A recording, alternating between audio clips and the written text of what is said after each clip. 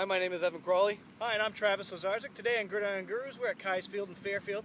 We're having a big game Friday night in the PTCB. Coney's coming to town and playing a Lawrence team that's undefeated at 3-0, and really at 1-2. This is almost a must-win for Coney, isn't it? Well, it's not almost a must-win, Travis. It is a must-win for Coney. I mean, you don't want to fall back to 1-3. Lawrence goes to 4-0. You're essentially 4 games back in the standings at that point. Coney, they bring their passing offense to the game. Karen has been fantastic, 7 touchdowns, 2 picks. He's been a real bright spot for them, and obviously they have plenty of weapons between Carrier, Shostak, and the lot. But if there's any team that's prepared to stop a passing offense, it's the secondary of Lawrence. Yeah, this Lawrence team has done some really nice things on defense this year, particularly against the pass. Cody Martin has an interception in each game. He's got 4 on the season. Returned 1 for a touchdown. They've just been ball hawks back there, kind of like the Lawrence team from 5 or 6 years ago that were continuously running the table in this league. They're just getting enough offense with Cody Martin at quarterback, some depth at running back. They're doing some good things right now, and they're kind of back after having a tough season last year. All right, when we return, we'll be joined by Cody Martin and Cole Robinson, seniors on the Lawrence Bulldogs. Pass! Good. Downhill. Good. Okay, Cody, just talk about preparing for this Coney passing attack. You guys have done pretty well against the pass so far this season, so what's different about Coney? Coney is more of a pass offense, so we have a lot more coverages for their offense. What have you seen out of other teams this year that maybe will prepare you for this? Other teams run similar routes to Coney, so we have coverages for Coney that we've had for other teams. 3-0, pretty good start compared to last season. What's working well for you guys this year? We're just running the ball well.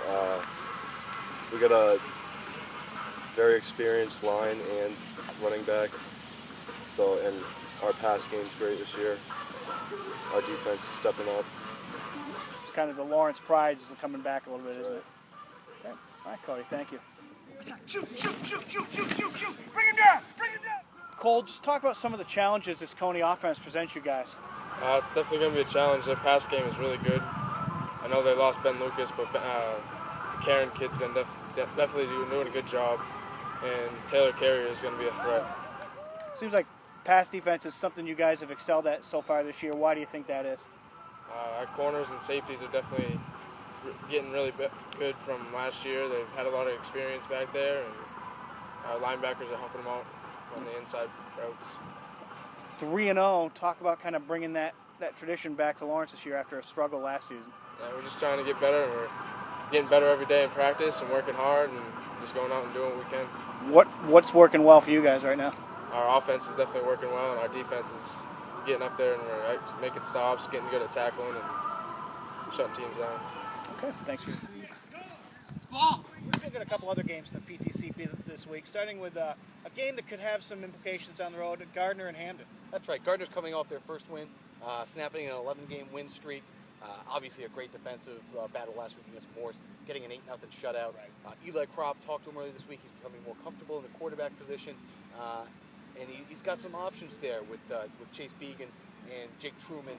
And this game against Hampton could come down, obviously major playoff implications. I mean, there's a handful of teams that are 1-2, and somebody in the PTCB is not going to make the playoffs. Right. Another big game is Brunswick going to Skowhegan. Brunswick's 3-0, and they've just put up a lot of points with that strong running game. Skowhegan 2-1, the one loss, a really close loss to Messalonski. They, while they run the pistol offense, showed a strong running game in the second half last week against Hamden with Caleb Brown going for over 200 yards and a couple touchdowns in the second half. So that one could have some playoff implications on the road as well.